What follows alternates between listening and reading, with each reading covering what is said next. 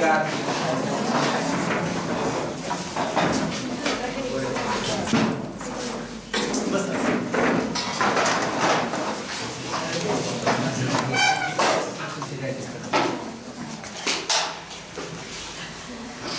गाडगेबाबा अमरावती विद्यापीठ अमरावती अंतर्गत पदव्युत्तर राज्यशास्त्र विभागाद्वारे आयोजित व्याख्यानमालेमध्ये आजचे प्रमुख वक्ते आदरणीय डॉक्टर प्राध्यापक हेमंत खडके सरांचं आपल्या विभागाच्या वतीने स्वागत करतो. स्थान ग्रहण करावं असे मी त्यांना विनंती करते.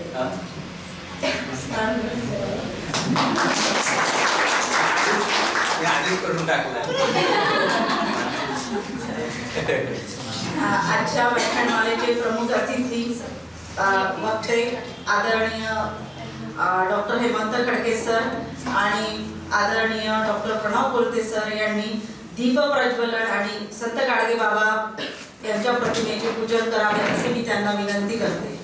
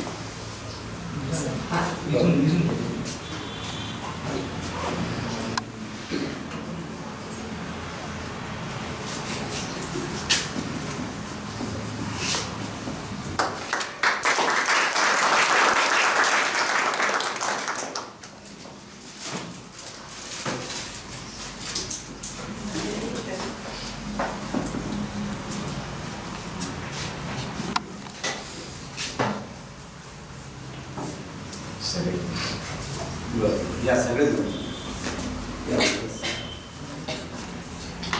तो पण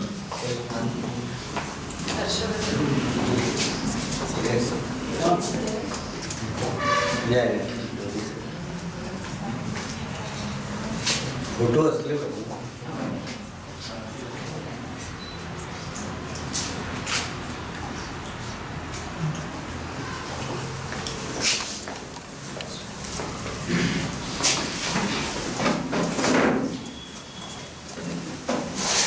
यानंतर आपण सर्वजण विद्यापीठ गीतासाठी उभे राहूया.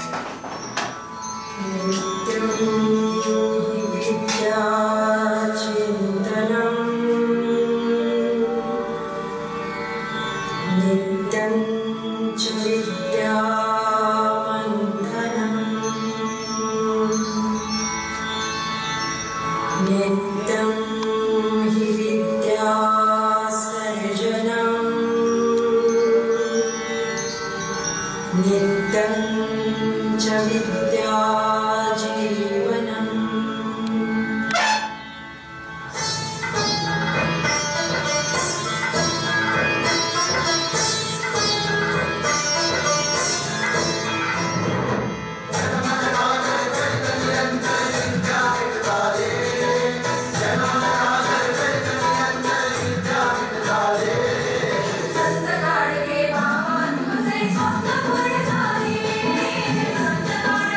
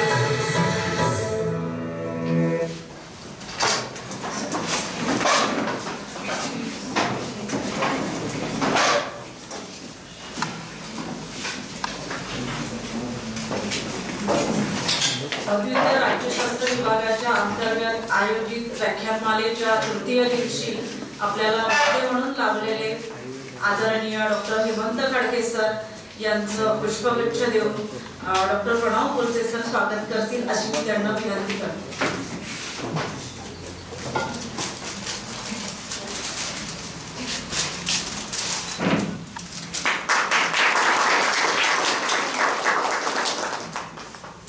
धन्यवाद.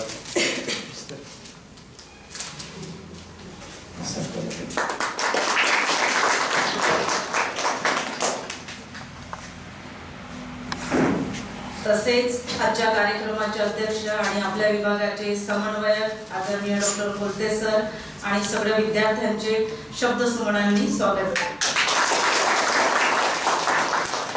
आजच्या कार्यक्रमाचं प्रास्ताविक करण्यासाठी प्राध्यापक रोहिणी मॅडमला मी आमंत्रित करते. धन्यवाद मॅडम. ही 3 दिवसीय व्याख्यानमाला ज्यात आपल्यासोबत आज आदरणीय डॉक्टर हेमंत खडके सर आहेत.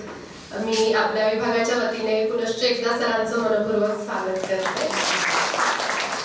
आपल्या व्याख्यानमालेत पहिल्या दिवशी जो विषय आपण ऐकला त्याला डॉक्टर प्रतिभा बोरजार मॅडमनी आपल्याला बौद्ध तत्वज्ञानातील लोकशाही विचार या विषयावरती मार्गदर्शन केलं आणि काल डॉक्टर वामन गवई सरांनी संविधानातील डॉक्टर आंबेडकरांच्या राजकीय आणि अर्थशास्त्रीय विचारांची समकालीन मीमांसा या विषयावरती मार्गदर्शन केलं.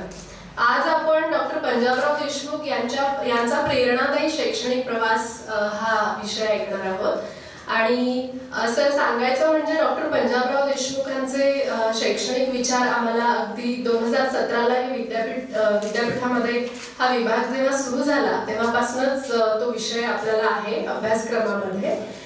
तर 2017ला अॅन्युअल पॅटर्न मध्येही तो होता. नंतर सेमिस्टर पॅटर्न मध्येही डॉक्टर पंजाबराव देशमुखांचे विचार होते, CBCS मध्ये सुद्धा. आणि यावर्षी अगदी द्वितीय सत्राला आपल्याला डॉक्टर पंजाबराव देशमुख यांचे शैक्षणिक विचार आहेत. त्यामुळे त्यांच्या एकूणच शैक्षणिक प्रवासाची आपल्याला त्यातनं मोटिवेशन, त्यातनं प्रेरणा तर मिळणारच आहे, पण विशेषतः आमच्या प्रथम वर्षाच्या विद्यार्थ्यांना त्याचा अभ्यासक्रमामध्ये देखील खूप उपयोग होणार आहे.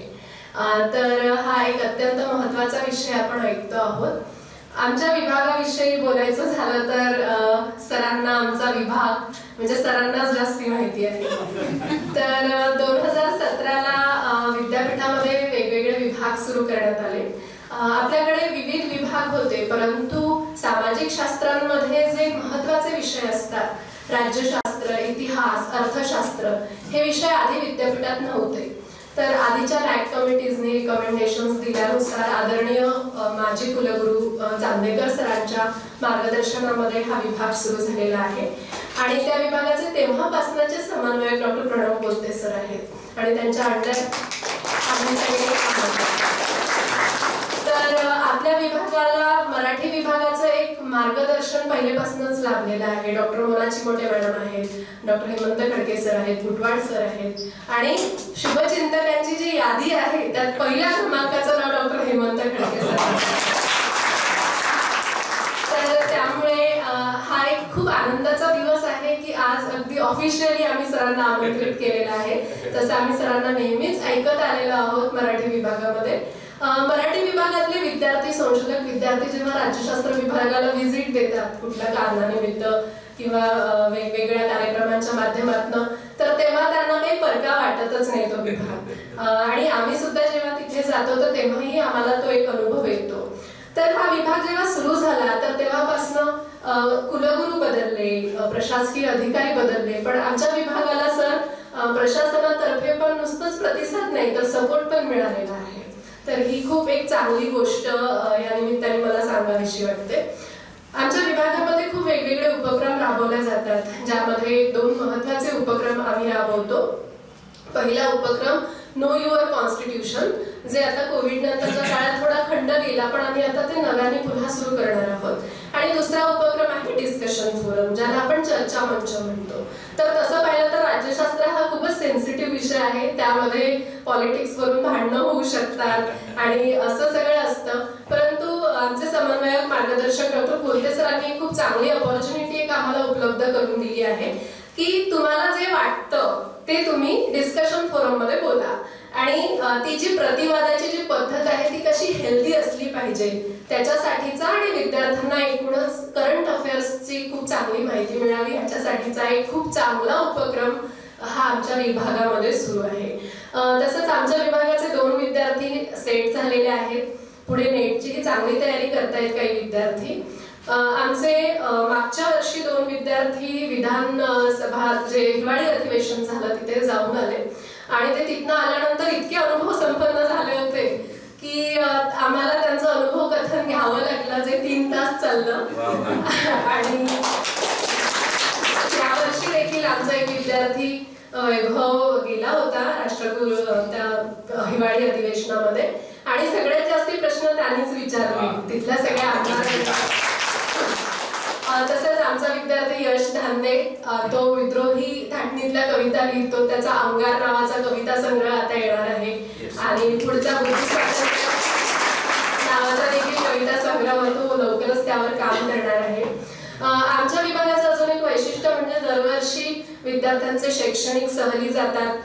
त्यामध्ये सेवाग्राम, पवनार आणि आम्ही मोझरीला सुद्धा गेलेलो आहोत आणि आमचा एक शैक्षणिक टूर शैक्षणिक सहल ही दिल्लीला गेली होती.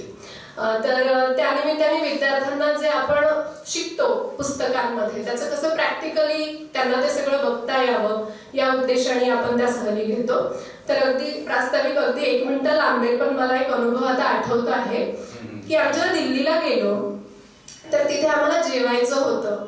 तर आम्ही एका अशा एरियात गेलो की जिथे पार्टिशन नंतर भारतात आलेले लोक सेटल झालेले होते आणि त्यांनी तिथे खानावळी ओपन केलेल्या होत्या. तर भगत सर म्हटले की मॅडम आपण आता इथे जेवण करायचं.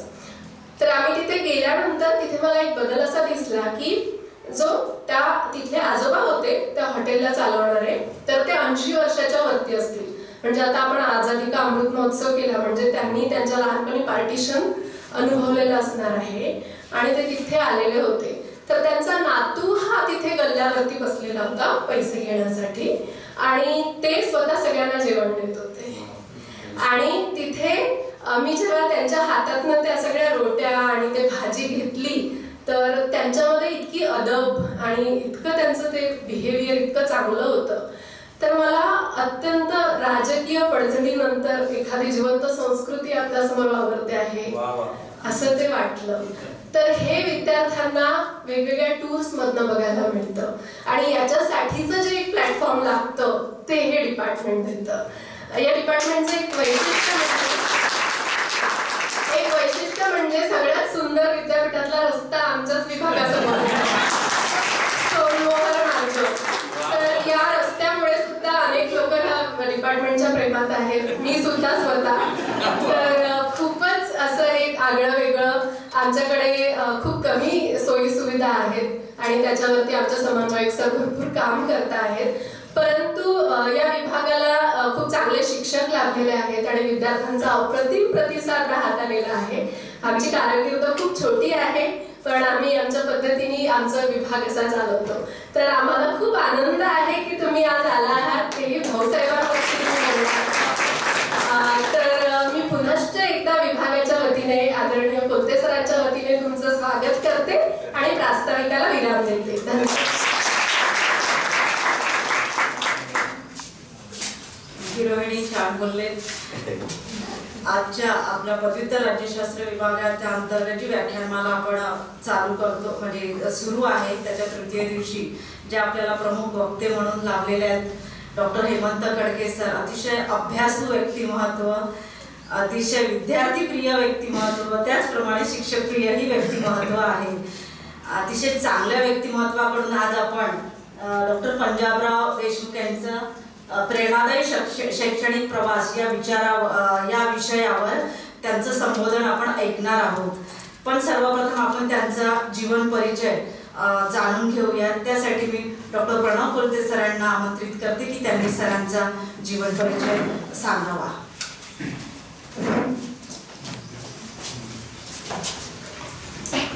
एवढ्या सगळ्या प्रास्ताविक आणि सूत्रसंचालनामधून सरांचा परिचय तुम्हाला झालेलाच आहे त्यामुळे अजून मी फार काही लांबवणार नाही. पण एक 2-3 गोष्टी सांगतो. ज्यांच्या सहवासात आपण आनंदी होतो, नाही का, ज्यांच्या सहवासात आपण आनंदी होतो, ज्यांच्या सानिध्यात काव्यशास्त्र विनोदाच्या मैफिली रंगतात बहरतात, असे प्राध्यापक डॉक्टर हेमंत खडके. आणि या चर्चांमध्ये सहभागी व्हायला कोणाला वाटणार नाही. तुम्ही जर त्यांच्या अवतीभोवती कधीही कुठेही त्यांना भेटलात आणि जर थोडा वेळ तुम्ही तिथे थांबलात, तर मला वाटते तासनतास तुमचे निघून जातील. चर्चा संपणार नाही, गप्पा संपणार नाहीत. सरांना अखंड चर्चा करायला आवडतात आणि त्या चर्चांमध्ये आपण अगदी रमून जातो, तासनतास आनंद मिळतो. तर असे ते प्राध्यापक आहेत.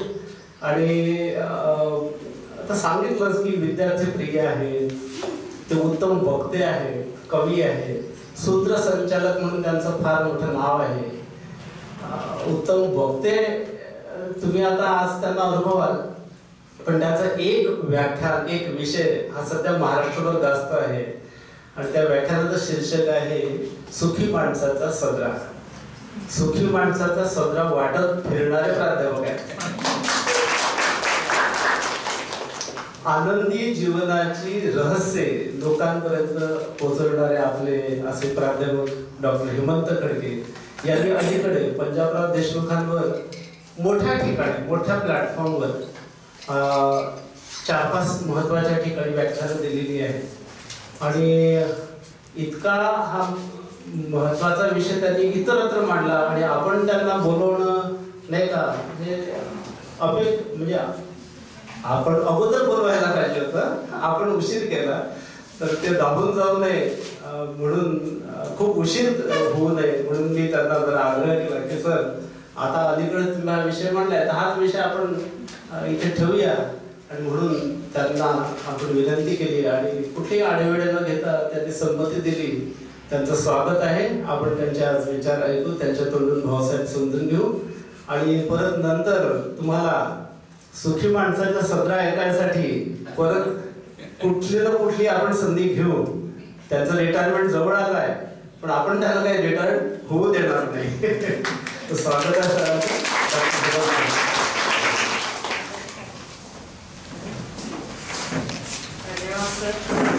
आपल्या विदर्भाचे आणि महाराष्ट्राचे आणि पूर्ण भारताचा अभिमान असलेले डॉक्टर पंजाबराव देशमुख यांच्या प्रेरणादायी शैक्षणिक प्रवास या विषयावर सरांनी मुलांना मार्गदर्शन करावं असेल.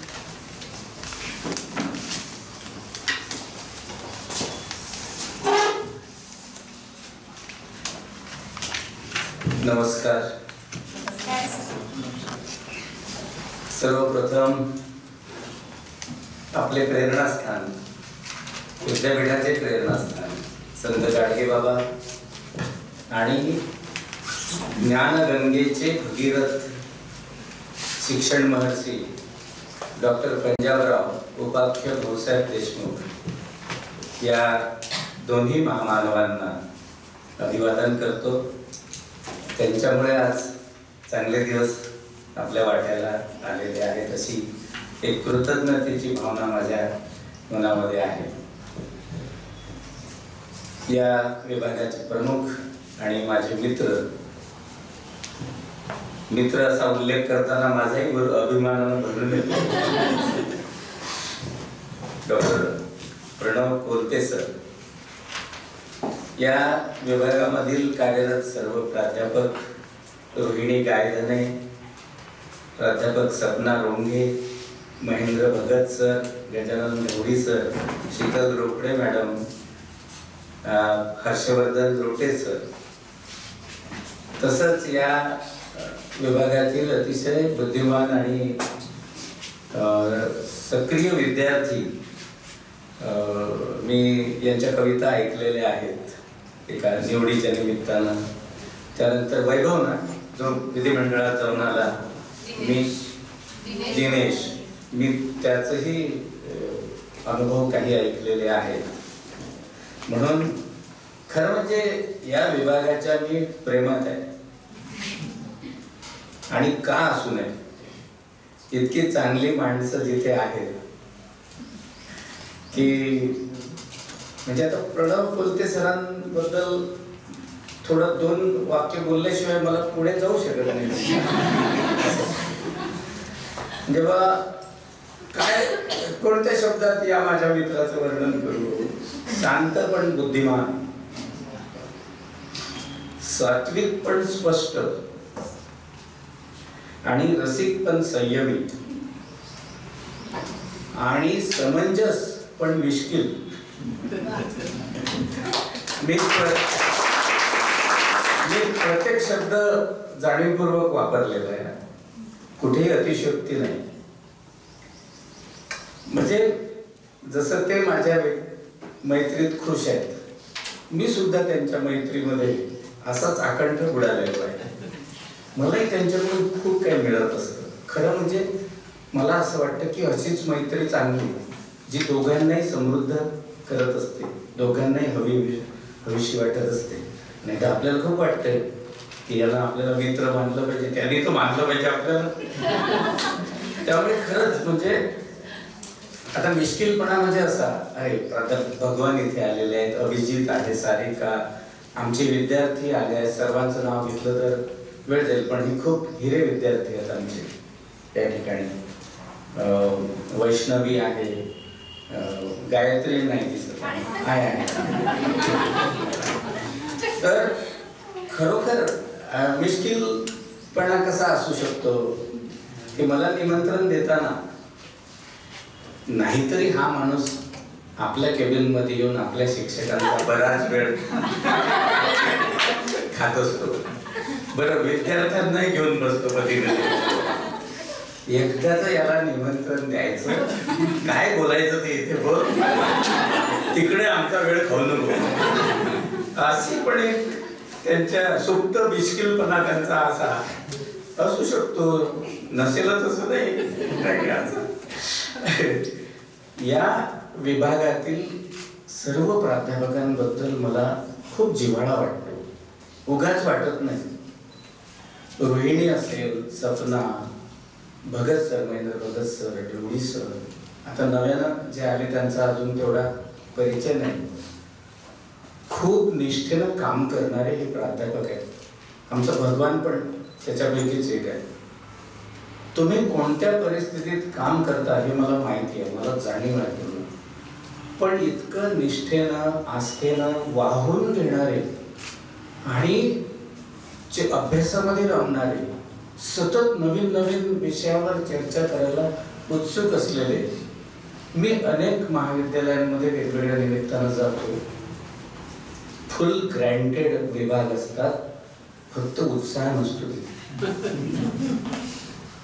त्या पार्श्वभूमीवर मला तुमचं कौतुक वाटतं, खूप कौतुक वाटतं.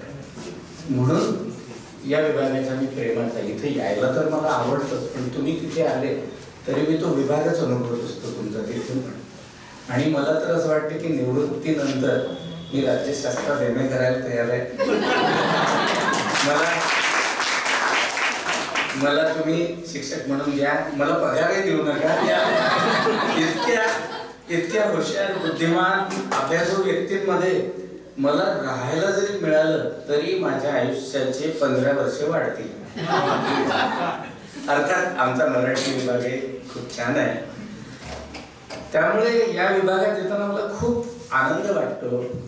आणि हा विषय जो आहे तो विषय सुद्धा तेवढाच आवडीचा आहे, आस्थेचा आहे. हे वर्ष म्हणजे भाऊसाहेब पंजाबराव देशमुखांचं हे 125वा जयंती वर्ष आहे. आणि या निमित्तानं खूप शिवाजी शिक्षण संस्थेनं खूप चांगले उपक्रम काही राबवले. आणि त्याच्यात एक 125 व्याख्यानांचा एक उपक्रम भाऊसाहेबांवर, आणि ती बरीचशी व्याख्यानं त्यातली विदर्भाच्या बाहेर.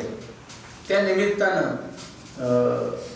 मी जे काही वाचन केलं आणि मला तो जो काही भाऊसाहेबांचा प्रवास आहे, शैक्षणिक प्रवास, तो खूप झपाटून टाकणारा वाटतो. आणि म्हणून मला हा विषय बोलण्यासाठी घ्यावासा वाटला. आता हा विषय मांडण्यापूर्वी माझ्या मनामध्ये ना बहिणाबाई चौधरींच्या 2 ओळी सतत या विषयाला धरून अशा रेंगाळत असतात.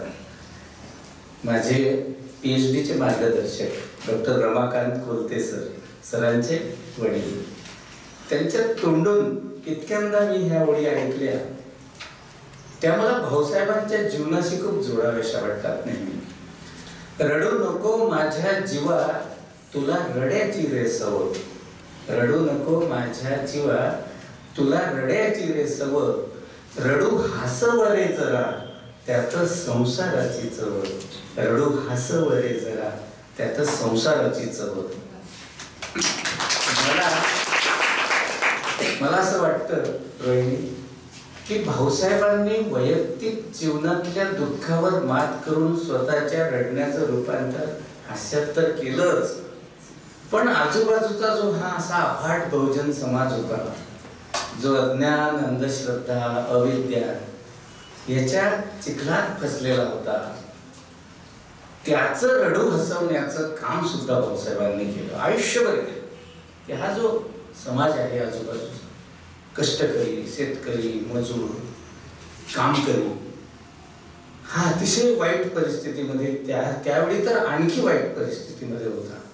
आणि भाऊसाहेबांच्या सगळ्या जगण्याच्या केंद्रस्थानी ही जी महाराष्ट्रातली प्रबोधन परंपरा आहे, फुले, शाहू, आंबेडकर, त्यातलंच एक देदीप्यमान नाव हे भाऊसाहेब देशमुखांचं आहे.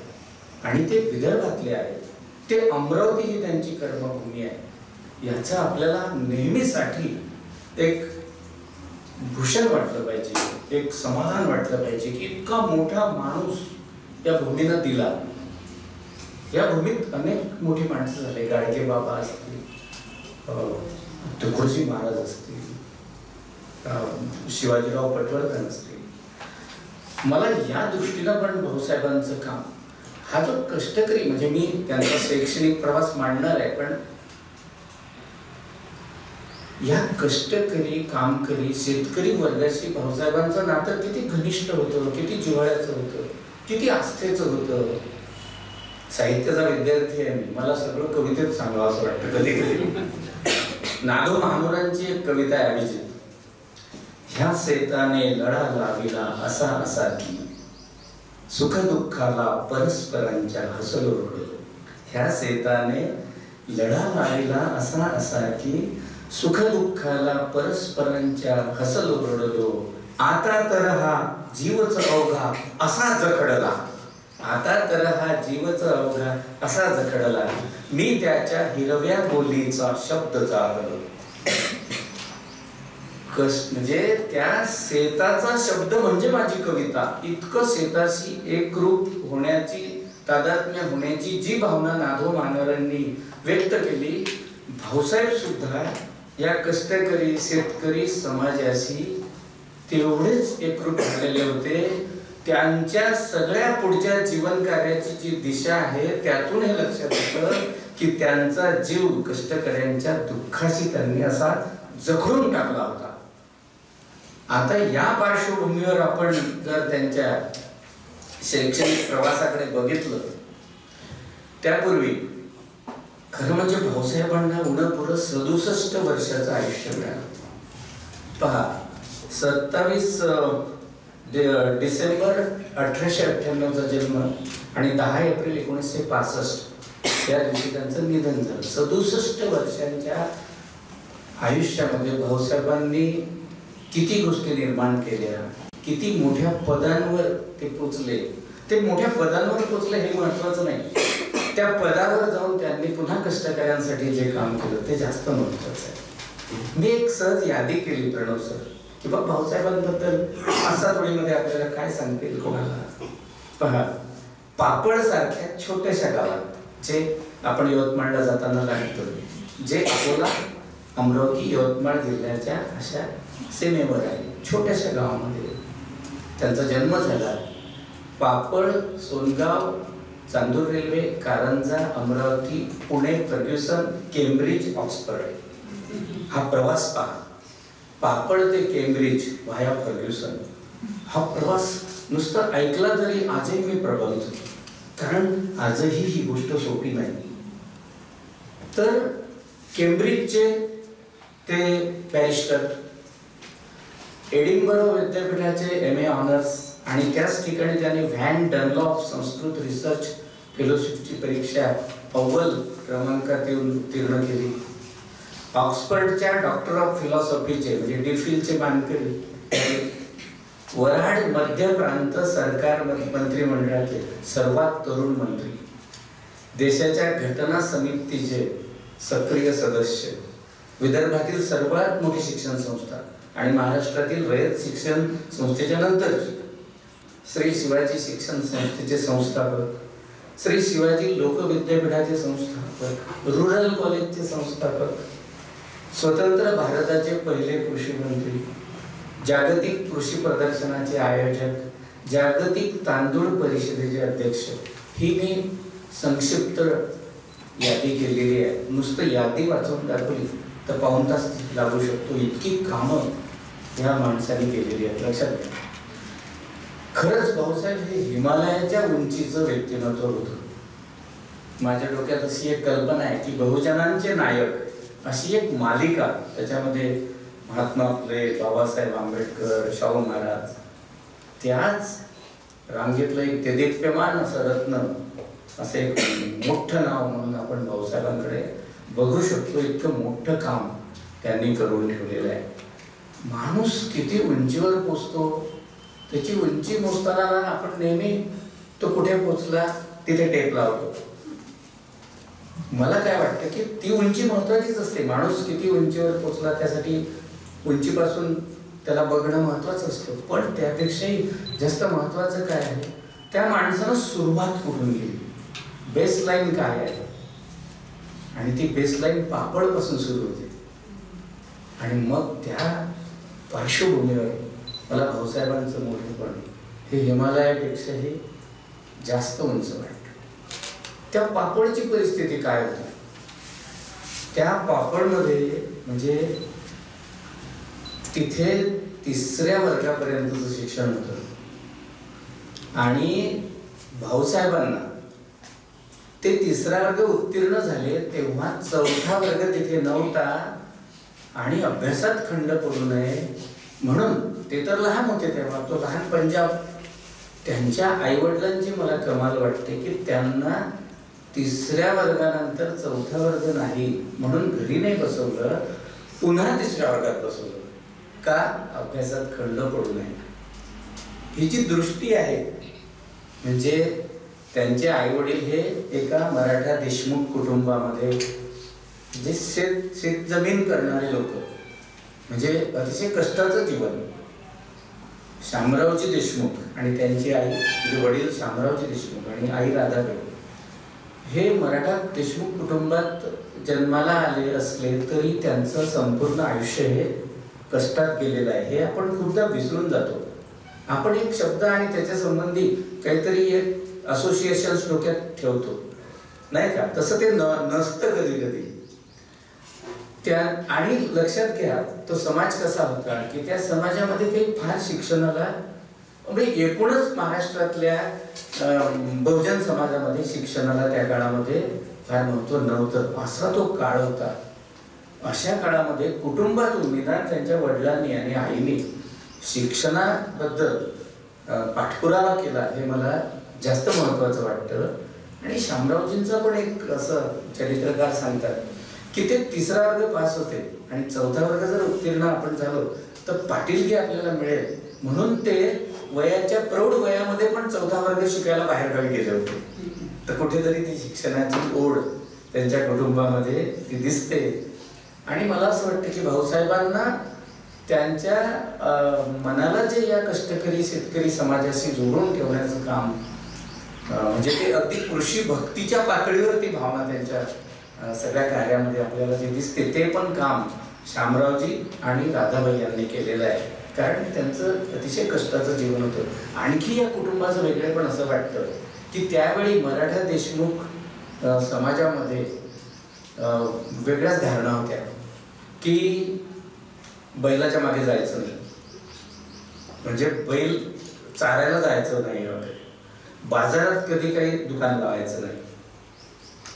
अशा काळामध्ये शामरावजींचे विचार होते की कष्टाची कसली आली लाज. मला वाटतं भाऊसाहेबांनी हा खूप सुंदर वारसा पुढे जपलेला आपल्याला दिसतो.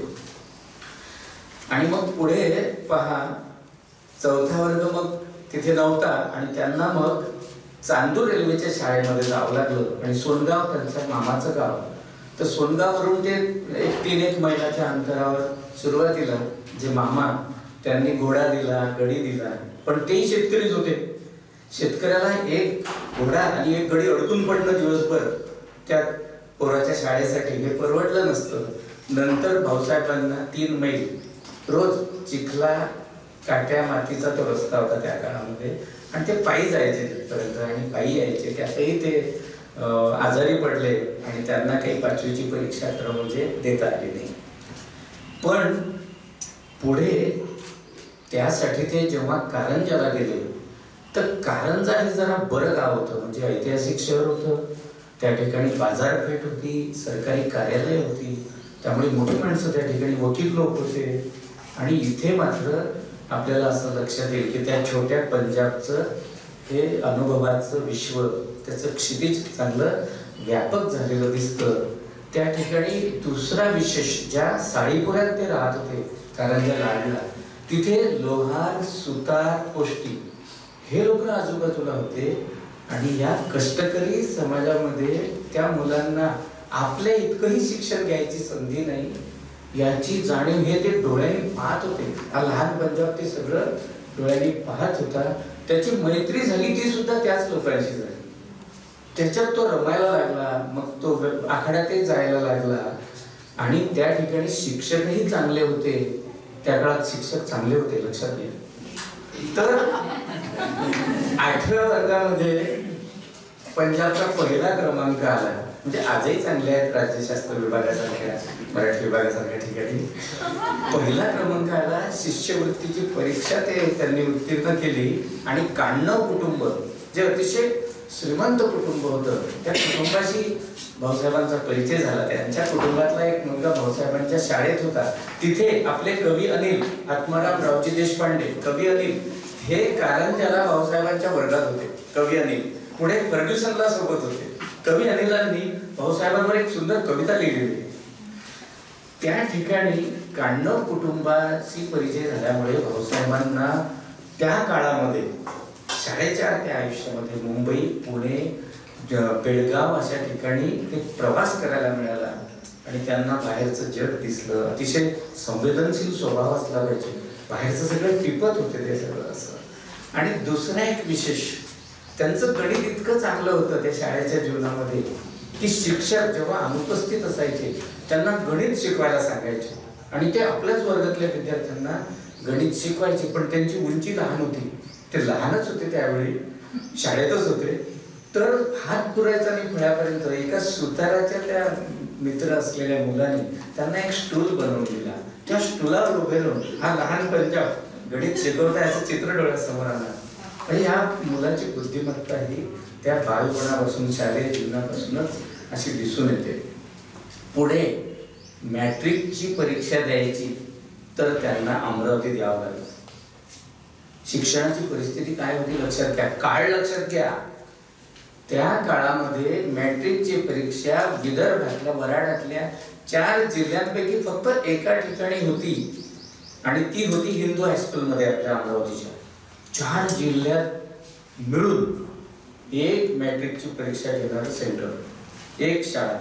म्हणून त्यांना इथे हिंदू हायस्कूलमध्ये 1915 साली त्यांना त्या ठिकाणी यावं लागलं. आणि आज परिस्थिती तुम्ही नवीन पिढी जी आहे तुम्हाला कल्पना पण नाही येऊ शकत. म्हणजे उंबरठा ओलांडल्याबरोबर शाळा, गल्ली ओलांडलं की कॉलेज आणि गाव ओलांडलं की विद्यापीठ. इतक्या चांगल्या काळात तुम्ही जन्माला आला. त्यामुळे तुम्हाला 4 जिल्ह्या मिळून एक मॅट्रिकचं ठिकाण, या परिस्थितीचा अंदाज तुम्ही तरी करू शकता कल्पनेनं. इथे बघा, आतापर्यंत निदान जेवण घरी होतं आणि शाळेत जाणं इतकंच काम त्यांना होतं, कारण कारंजाला ते नातेवाईकाकडे राहत होते. इथे पहिल्यांदा 1915 साली, त्यांचं वय किती असेल, 16-17 वर्षाचे, त्यांना भाड्याची खोली घ्यावी लागली. परिस्थिती फार चांगली नव्हती. वडिलांकडे 105 एकर जमीन असूनही परिस्थिती, म्हणजे शेतकऱ्यांच्या परिस्थितीचं विश्लेषण करताना जमिनीचे एकर सांगून भागणार नाही, लक्षात घ्या. अनेक बाजू आहेत त्याला. भाड्याची खोली, स्वतः स्वयंपाक करणे, कारण तेच परवडणार होतं असं. इथे त्यांना संस्कृत विषयाची गोडी लागली. आणि विशेष म्हणजे अमरावती नगर वाचनालयामध्ये ते जायला लागले आणि तिथे केसरी यायचा, टिळकांचे जहाल विचार पोचायचे. टिळकांचे एक कट्टर अनुयायी उजवा हात दादासाहेब खापर्डे हे अमरावतीला होते. त्यामुळे टिळक त्यांच्या कडे लग्नाला जेव्हा आले तेव्हाचा एक प्रसंग असा सांगतात चरित्रकार की हे टिळकांना भेटायला गेले शाळेत असताना, 15-16 वर्ष वय, आणि टिळक बाहेर पडलेले होते आणि त्यांना ते घाईत होते. पण त्यांना या मुलाची चुणूक दिसली. त्यांनी जिथे कुठे त्यांना जायचं होतं तिथपर्यंत बघित भाऊसाहेबांना बाजूला बसवून घेतलं. असा एक प्रसिद्ध चरित्रकार त्यांच्या जीवनातला सांगतात. इथे नगर वाचनालयामध्ये भाऊसाहेबांच्या वाचनाचं क्षितिज आणखी विस्तारलं. विशेष म्हणजे इंग्रजी साहित्याचा परिचय झाला. शॉ, मिल्टन, शेक्सपियर, स्पेन्सर असं एक मोठं विश्व त्यांना अमरावतीच्या नगर वाचनालयामध्ये सापडलं. इथल्या शाळेत चांगले शिक्षक त्यांना मिळाले. आणि मग त्या ठिकाणी ना 16-17व्या वर्षी वयाच्या भाऊसाहेबांना डायरी लिहायची सवय होती. त्या डायऱ्या उपलब्ध आहेत, त्या अप्रकाशित आहेत पण त्या उपलब्ध आहेत. आणि त्या डायरीमधली काही विधानं मी इथे तुम्हाला सांगतो.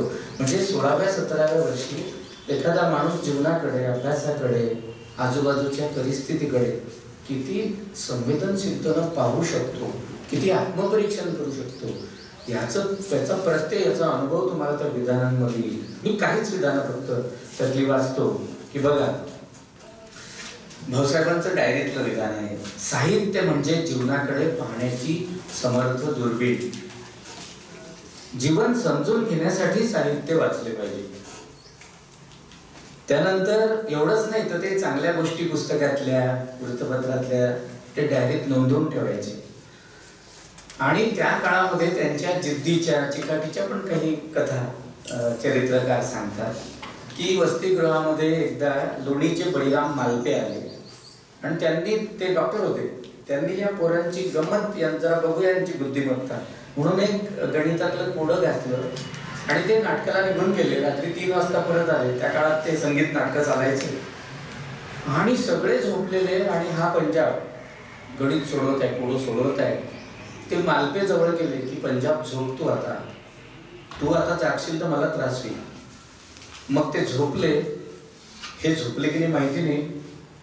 भाऊसाहेब दुसऱ्या दिवशी सकाळी त्यांच्या समोर हजर आणि चेहऱ्यावर हास्य.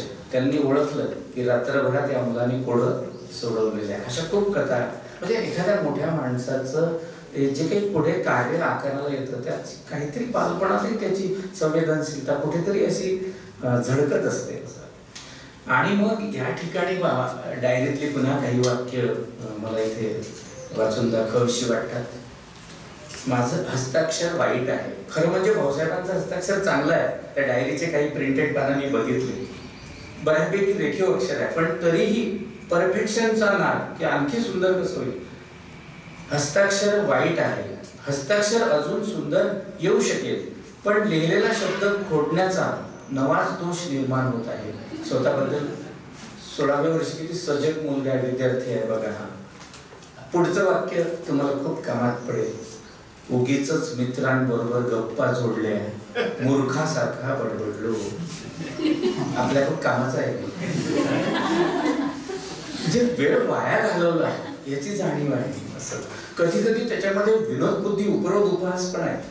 एकदा इंग्रजीत कमी गुण पडले त्यांना चाचणी परीक्षेमध्ये. शिक्षकांनी झापलं वर्गामध्ये, इंग्रजीकडे लक्ष, काळजी घ्या असं.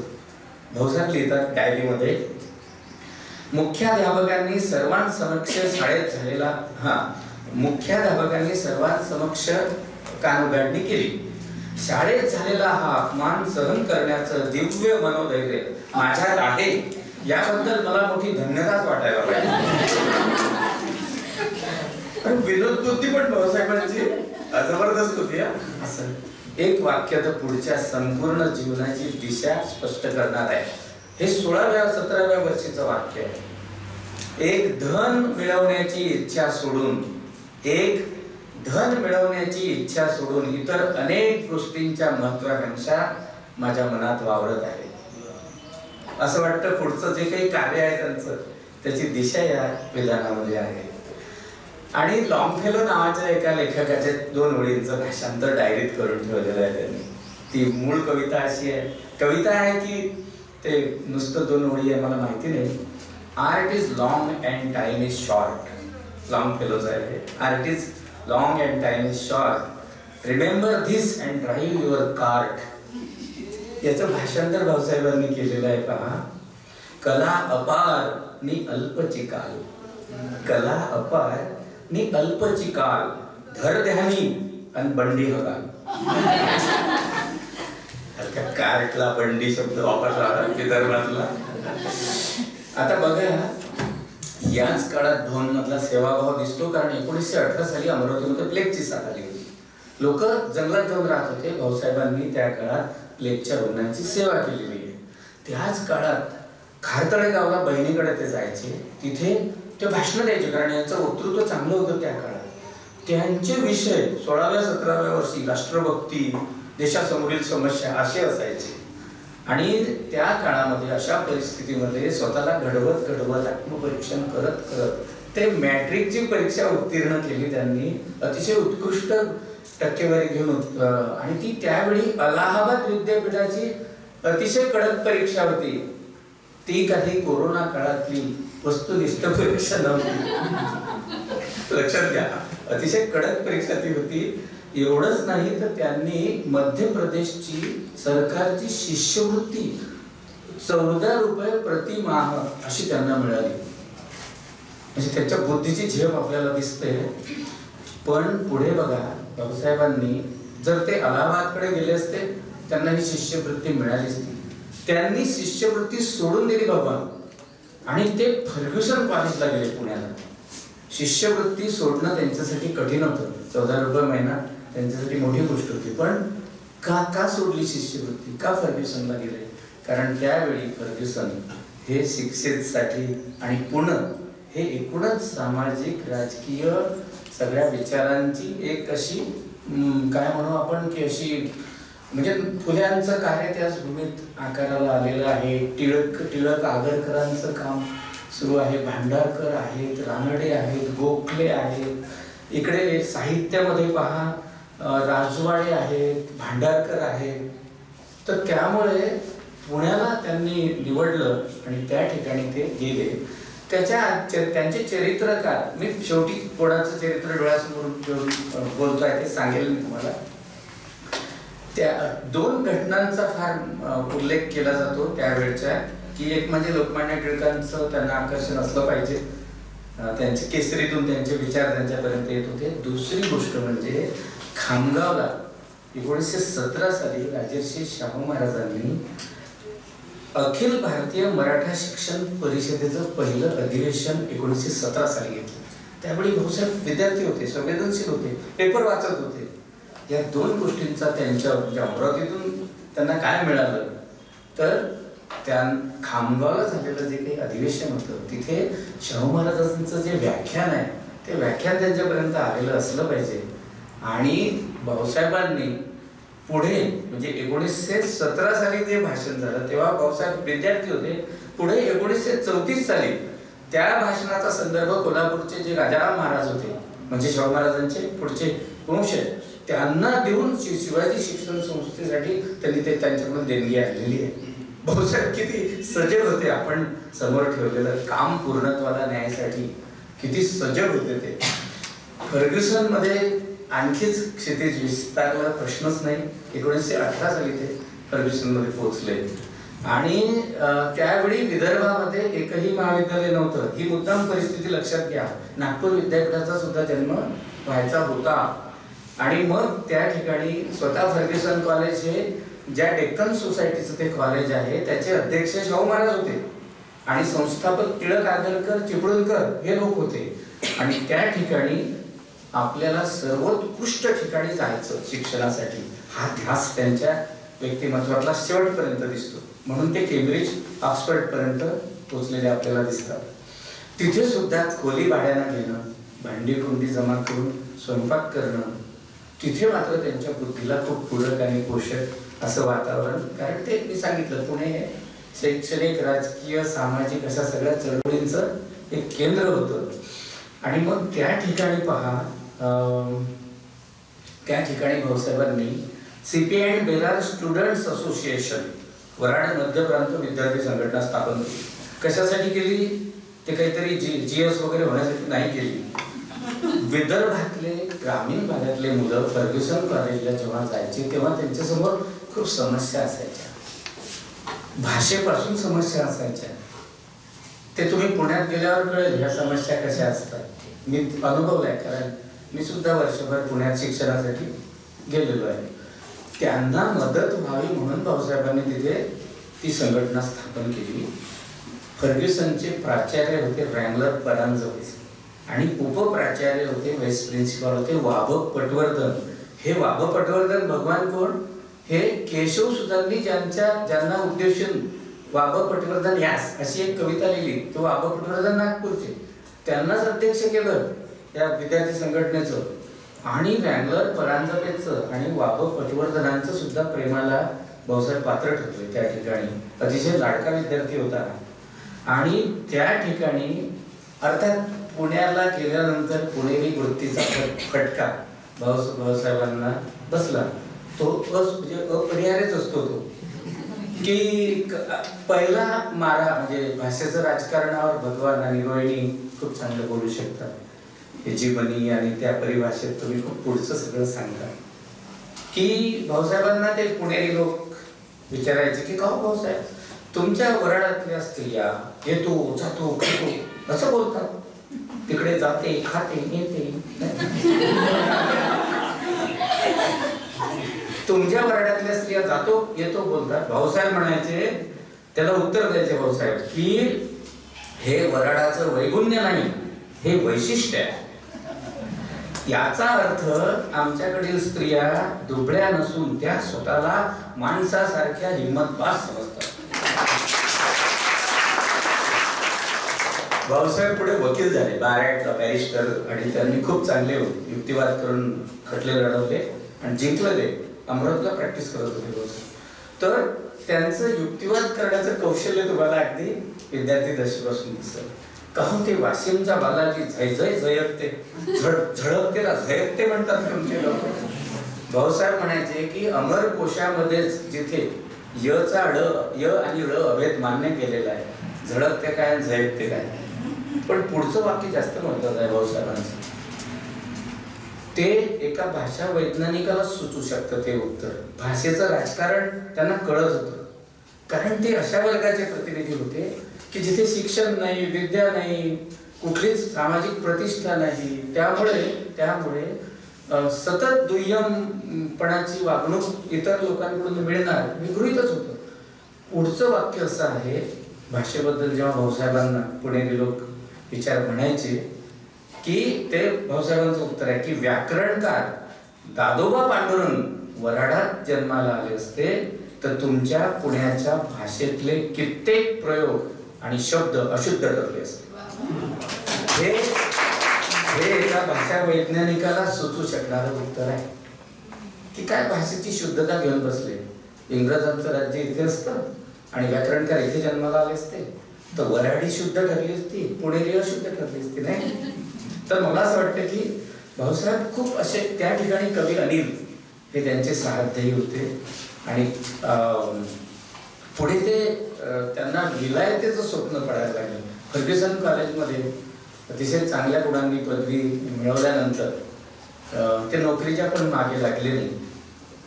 त्यांना असं वाटलं की आपण जगातल्या म्हणजे महाराष्ट्रातल्या भारतातल्या चांगल्या ठिकाणी आपण पदवी घेतली, आता आपण जगातल्या सर्वश्रेष्ठ विद्यापीठामध्ये जाऊनच शिक्षण घ्यायचं. आणि त्यांनी मिशन ठरवलं केम्ब्रिज, ऑक्सफर्ड.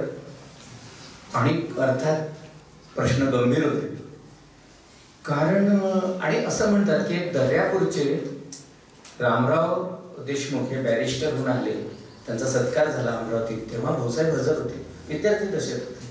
कुठेतरी एक महत्वाकांक्षा पण जागृत झाली असेल. पण भाऊसाहेबांना तसाही उत्कृष्ट गोष्टींचा ध्यास दिसतो, त्यामुळे त्यांच्या मनात केम्ब्रिज ऑक्सफर्ड येणं हे तसं स्वाभाविक आहे वाटतं आपल्याला. गंमत अशी की खूप जुळवाजुळव करावी लागली, म्हणजे इंग्रजी भाषेवर प्रभुत्व मिळवणे, संभाषण करता येणे, कौशल्य संपादन करणे, रीतिरिवाज माहीत करून घेणे, शिष्टाचार तिथले, प्रवास कसा करायचा, हे तर सोपं होतं. भाऊसाहेब बुद्धिमान होते, पण आर्थिक जुळवाजुळव ही फार कठीण गोष्ट होती खरं म्हणजे त्यांच्यासाठी. आणि आईनं मग भाबडी का असेना पण तिला या मुलामधली चमक माहिती होती. माझे दागिने विक, पण पंजाबरावांना वाटलं दागिने विकून किती पैसे मिळणार, म्हणून तो प्रस्ताव बाजूला ठेवला आणि कर्ज काढूया आपण आणि परदेशात शिकायला जाऊया. तुम्हाला मुद्दाम सांगतो, भाऊसाहेबांना नातेवाईकांनी कर्ज दिलं नाही, सोयऱ्या पायऱ्यांनी दिलं नाही, जातीतले लोकांनी दिलं नाही, एका मारवाडी माणसाने कर्ज दिलं. हे मुद्दाम सांगतो, बहुजन समाजाला एक शाप आहे. आपण आपल्यातल्या माणसाचं मोठेपण पटकन ओळखतही नाही, मान्य करत नाही, आणि त्याच्या मागे ज्या म्हणजे तो जर धडाडीनं पुढे जात असेल त्याच्या पाठीमागं उभं राहणे सुद्धा आपल्याला जमत नाही. आणि त्यामुळे बहुजनांचे अनेक नायक असे दुर्लक्षित होऊन गेलेले तुम्हाला वाङ्मयाच्या इतिहासामध्ये दिसतील. आणि मग त्यांनी शामरावजींचं कौतुक, 105 एकर जमीन गहाण टाकली, 10,000 रुपयाचं कर्ज घेतलं. बरं, काही नातेवाईक तयार होते की आम्ही तुला परदेशातला पूर्ण खर्च करतो, आमची पोरगी कर. पंजाबरावांना हे असं मेंद होऊन अशी मदत घेऊन कोणाची शिक्षण करणं हे त्यांच्या स्वाभिमानी स्वभावामध्ये काही बसण्यासारखं नव्हतं. आणि मग तो प्रस्ताव त्यांनी कधीच पुढे, पण तो प्रस्ताव खूपदा आला त्यांच्या आयुष्यामध्येच. आणि मग या ठिकाणी ना म्हणजे 3 चरित्र माझ्या डोळ्यासमोर आहेत भाऊसाहेबांबद्दल बोलताना. एक उत्तमराव मोहिते पाटील, वीर उत्तमराव पाटील मोहिते, दुसरं आहे सुदाम सावरकरांचं चरित्र, आणि तिसरं आहे नितीन रेंडेंचं चरित्र. हे 3 चरित्र मला खूप महत्वाचे वाटतात भाऊसाहेब समजून घ्यायचे असतील तर. सुदाम सावरकरांनी त्यावेळीच्या त्या समाजाचं निरीक्षण करून काही निष्कर्ष या ठिकाणी नोंदवलेले आहेत. ती पार्श्वभूमी लक्षात घेणं आवश्यक आहे की हा जो बहुजन समाज होता कष्टकरी, हा कसा होता. तर सुदाम सावरकरांनी असा शब्द वापरला की साधा सुद्धा नेक अन उंबरातील कीटक. म्हणजे कष्टकरी होता, पण आपलं विश्व त्याचं त्या उंबरातल्या त्या किड्यासारखं मर्यादित होतं, संकुचित होतं, बाहेरच्या जगाची हवा माहिती नव्हती. आता बघा, ज्या काळामध्ये शिक्षणाचं प्रमाण किती होतं या बहुजन समाजामध्ये किंवा मराठा देशमुख समाजामध्ये सुद्धा, तुम्हाला आश्चर्य वाटेल. एका लाखामध्ये 1 माणूस सापडणं सुद्धा मुश्किल होतं. 1 लाखांश सुद्धा नव्हतं. मी हे तेव्हाचा संदर्भ व्यवस्थित डोळ्यासमोर घेऊन बोलतोय. 1 लाखात 1 म्हणजे 1 लाख मराठा, 1 मराठा, 1 लाख मराठा, त्याही वेळी वेगळ्या अर्थानं ते खरं होतं. 1 लाखांश रमेश अंधारेंच्या पुस्तकातला संदर्भ हा देतोय. 1 लाखांश सुद्धा नव्हतं. अशा परिस्थितीमध्ये भाऊसाहेब शिक्षण देत होते, लक्षात घ्या. आणि पुढे शरदचंद्र सिन्हा हे आपल्या अमरावतीचेच वऱ्हाडी कवी, बरं त्या काळातले गाजलेले, त्यांनी तर या माणसाने कविताच लिहिली आहे की आपला हा बहुजन समाज कसा होता, कष्टकरी समाज कसा होता. भाकरीचा जाग अकलीचा राग, परपट्ट्या वाघ कामाला येतो. भाकरीचा जाग म्हणजे भाकरीला जागणारा, त्याचं कौतुक आहे बरं, असं टीका म्हणून नका घेऊ.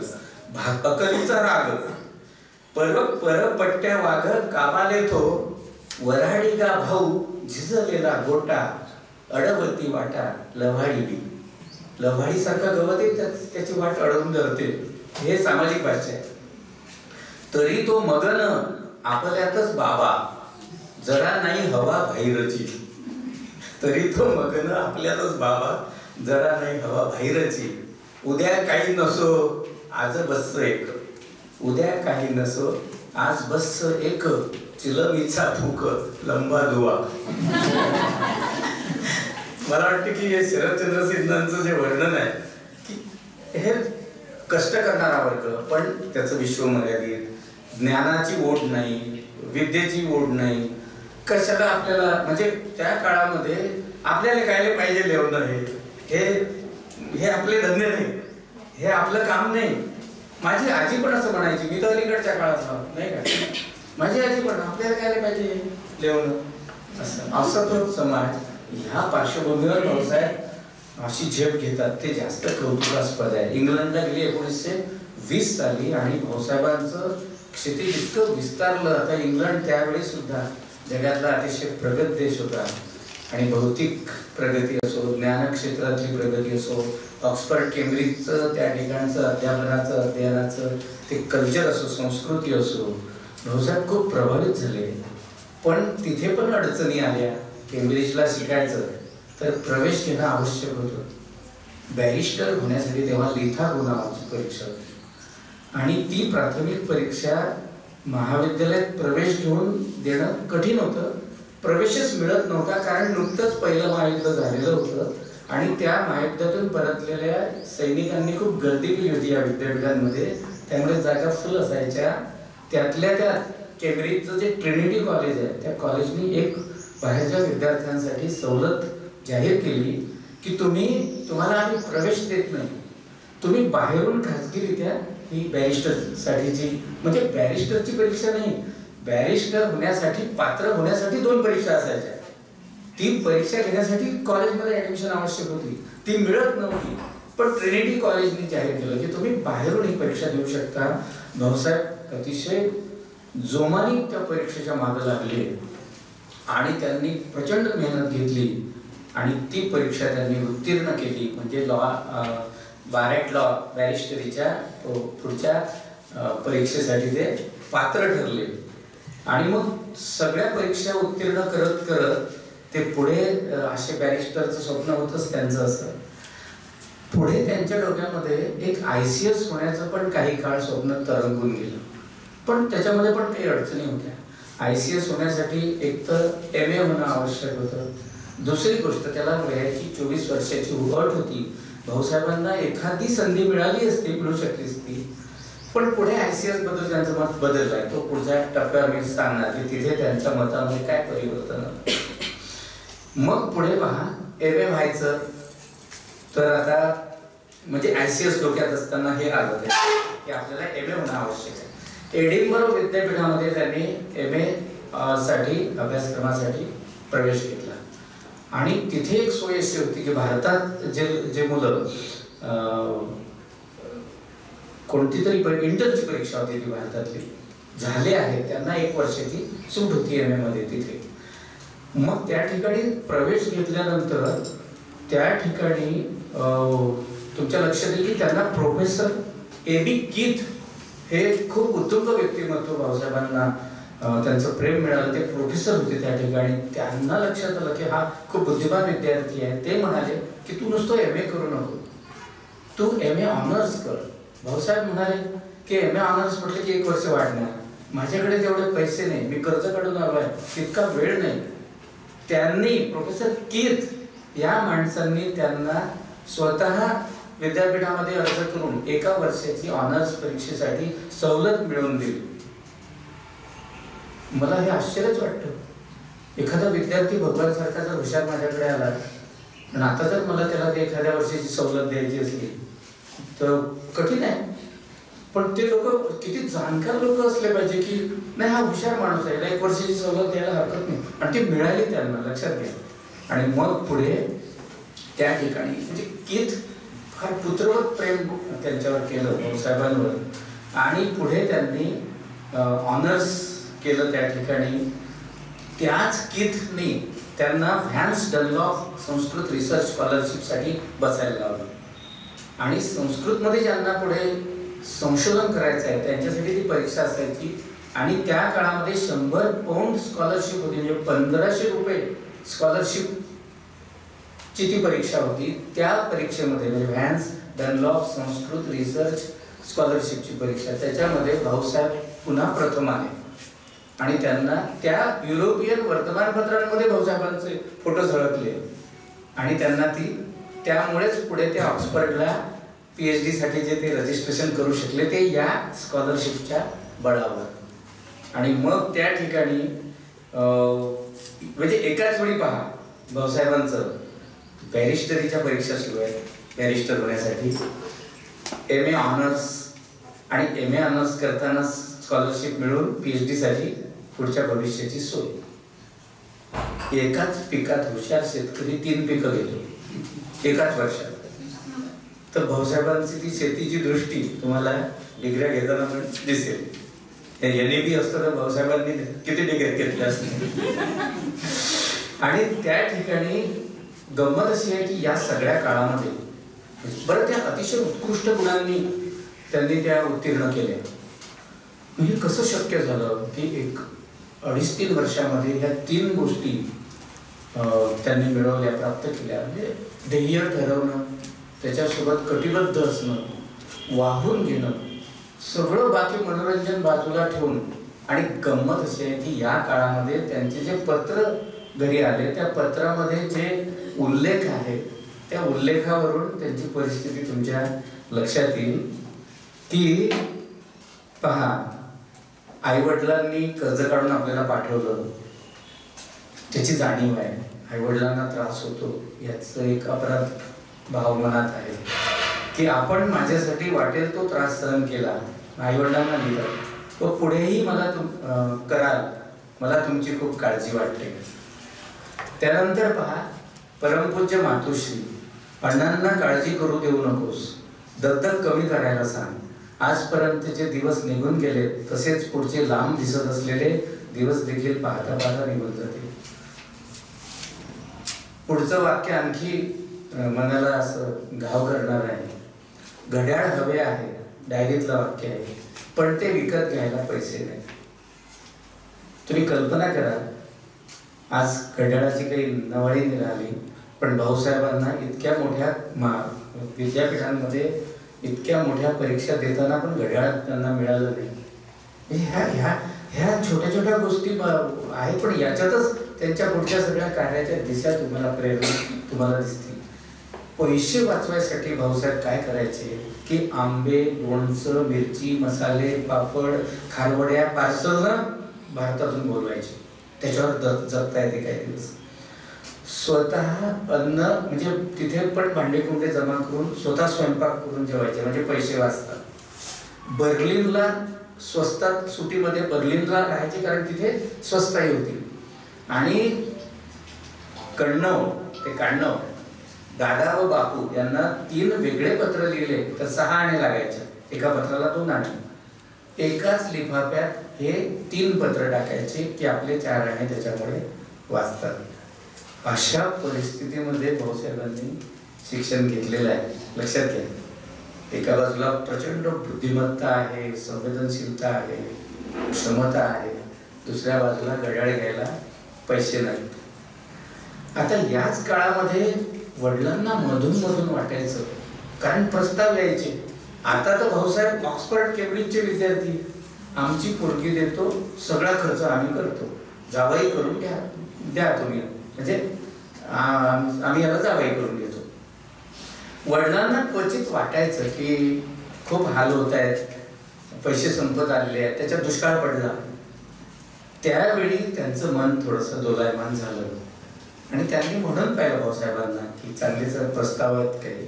त्याच्यावर पण भाऊसाहेबांनी जे उत्तरं दिले ना, त्यातले 2-3 वाक्य वाचून दाखवतो की नुसत्या हुंड्याकरिता केलेल्या लग्नाने आपली किंमत वाढणार नाही, उलट कमीच होईल.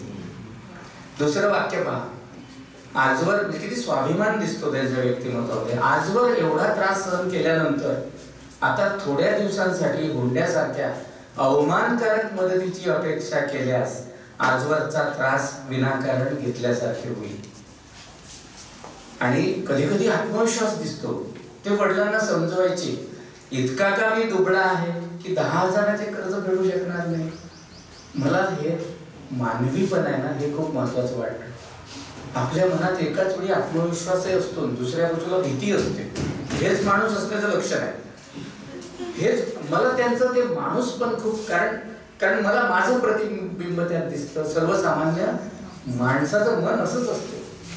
फुल टाइम आत्मविश्वास असलेले लोक मला आपले वाटतच नाही. हे परग्रहावरचे आहेत, हे वेगळ्या धातूचे बनलेले आहेत, यांचा आपला काही संबंध नाही. तर म्हणजे पहा, संकट आली, परिस्थिती खूप प्रतिकूल होती, पण भाऊसाहेब हा डगमगणारा माणूस नव्हता.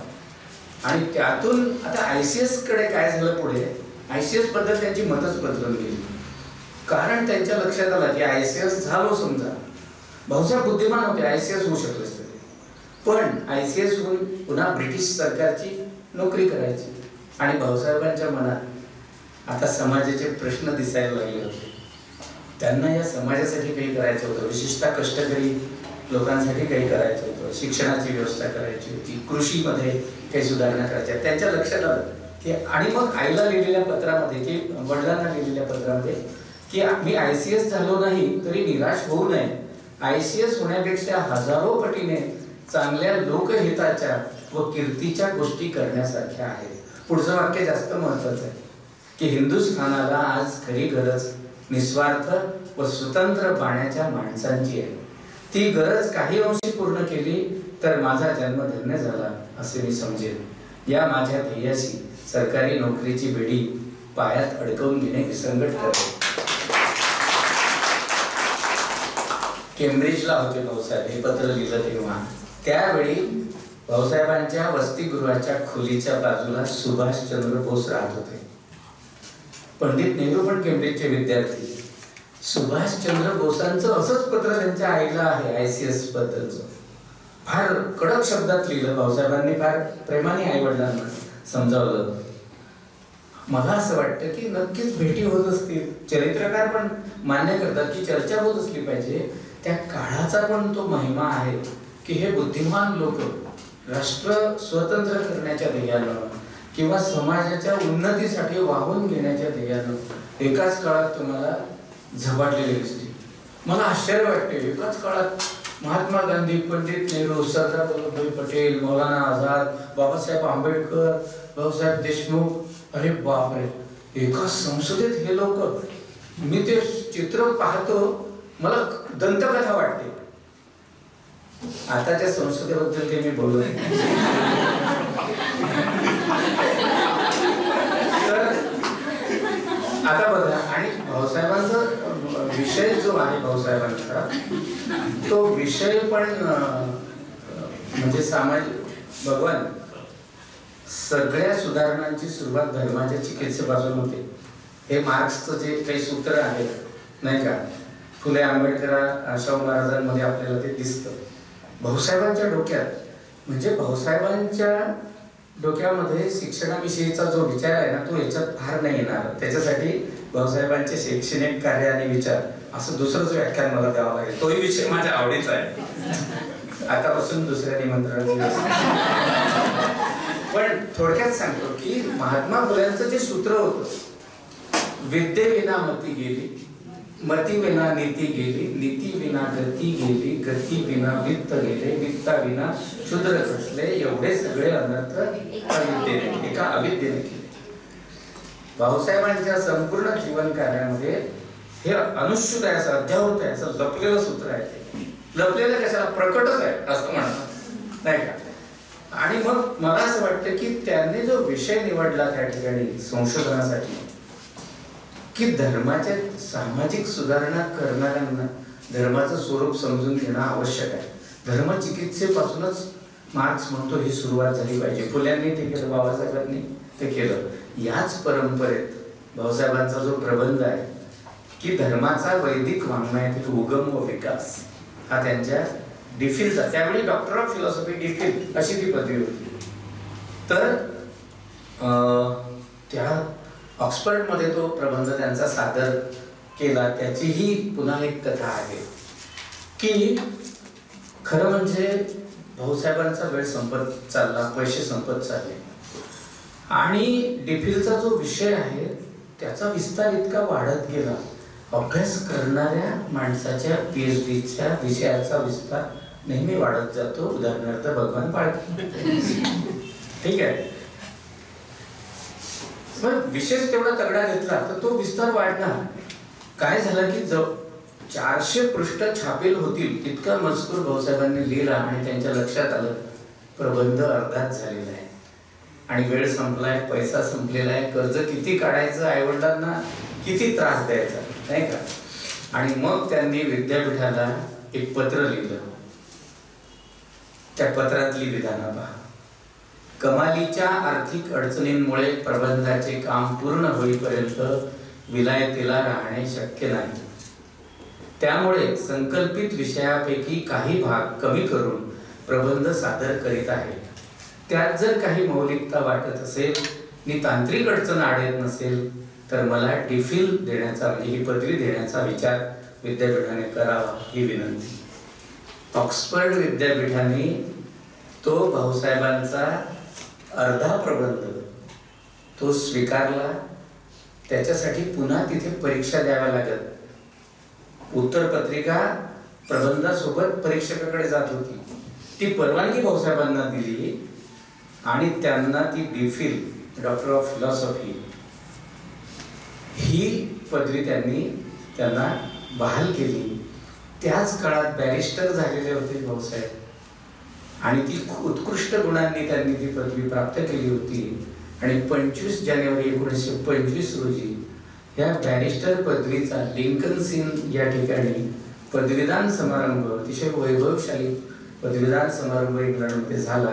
त्याला इंग्लंडचे पंतप्रधान लॉर्ड ॲस्क्विथ हे स्वतः हजर होते, कारण ते सुद्धा त्याच कॉलेजचे कधीकाळचे विद्यार्थी होते. त्यांच्या सोबत भाऊसाहेबांना चर्चा करायला मिळाली. त्यांच्या उपस्थितीत त्यांना ती पदवी मिळाली. आणि पुढे 1933 साली ऑक्सफर्ड विद्यापीठानं भाऊसाहेबांचा प्रबंध प्रकाशित केला. ऑक्सफर्ड विद्यापीठ काही कोणाचाही प्रबंध प्रकाशित करीन असं मला वाटत नाही. आपल्याला ते उभं पण करणार नाही. आणि त्यांनी म्हणजे पदवी तर दिलीच, पण तो प्रबंध प्रकाशित करणे हा केवढा मोठा सन्मान आहे. आपल्या विद्यापीठानं भाऊसाहेबांच्या या प्रबंधाचा मराठी अनुवाद हा प्रकाशित केलेला आहे. आणि 15 जुलै 1926 रोजी भाऊसाहेब ह्या 3 पदव्या शिवाय Sanskrit fellowship, Dunlop research vans Dunlop Sanskrit fellowship scholarship घेऊन अमरावतीला परतले. तेव्हा मुंबईला जहाजावर उतरले. त्यांच्या खिशात एकही पैसा शिल्लक नव्हता. उसने पैसे घेतले मोतीरामजी तिडकेकडून आणि ते अमरावतीपर्यंत आले.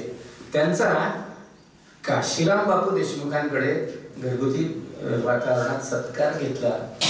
बॅरिस्टर होऊन आले, MA ऑनर्स होऊन आले, डिफिलचा प्रबंध सादर करून आले. त्यावेळेच्या भाषणातलं त्यांचं विधान असं आहे. भाऊसाहेबांनी सत्काराला उत्तर देताना जे विधान केलं की बहुजन समाजात माझ्यासारखे अनेक बॅरिस्टर जोपर्यंत होत नाहीत तोपर्यंत माझ्या एकट्याच्या बॅरिस्टर होण्याला काही अर्थ नाही. पुढचं विधान आणखी महत्वाचं आहे की माझं शिक्षण, परदेशातील माझा संपूर्ण अनुभव, रक्ताचा एक एक थेंब सामान्य कष्टकऱ्यांच्या, शेतकऱ्यांच्या उत्थानासाठी खर्च करेन अशी प्रतिज्ञा त्या सत्कारात घेतली. आणि नुसतं प्रतिज्ञा घेतली नाही, आयुष्यभर जे कार्य त्यांनी केलं त्याच्यात तुम्हाला ती प्रतिज्ञा त्यांनी पाळलेली दिसते. भाऊसाहेबांनी इतकी मोठी पदं अनुभवली, शिक्षण मंत्री म्हणून म्हणजे इतकं काम केलं. तो खरंच म्हणजे गंमत नाही, तो स्वतंत्र व्याख्यानाचा विषय आहे. भाऊसाहेबांचे शैक्षणिक कार्य आणि शैक्षणिक विचार इतकं वेगळं काम आहे आणि इतके नवे उपक्रम आहेत त्याच्यामध्ये की तोही खरंच असाच प्रेरणादायी सगळा प्रवास आहे. पण मी आजचा विषय हा त्यांच्या शैक्षणिक कारकिर्दीपुरता मर्यादित ठेवलेला आहे. मला काय वाटतं, मला भाऊसाहेबांचा हा शैक्षणिक प्रवास प्रेरणादायी का वाटतो? लक्षात घ्या, अतिशय प्रतिकूल आर्थिक, सामाजिक, राजकीय परिस्थितीमध्ये भाऊसाहेबांनी हा प्रवास केला. दुसरी गोष्ट म्हणजे ज्या समाजामध्ये शिक्षणाला महत्व नव्हतं, प्रोत्साहन नव्हतं, उलट शिक्षण घेऊ इच्छिणाऱ्या मुलाची थट्टा करण्यात येत होती, टिंगल करण्यात येत होती, टर उडवण्यात येत होती, अशा समाजातून भाऊसाहेब पुढे जाऊन शिक्षण घेत आहेत. लक्षात घ्या, आपल्याला काय पाहिजे लेवणं हे आपलं सुरू ब्रीद होतं नाही का.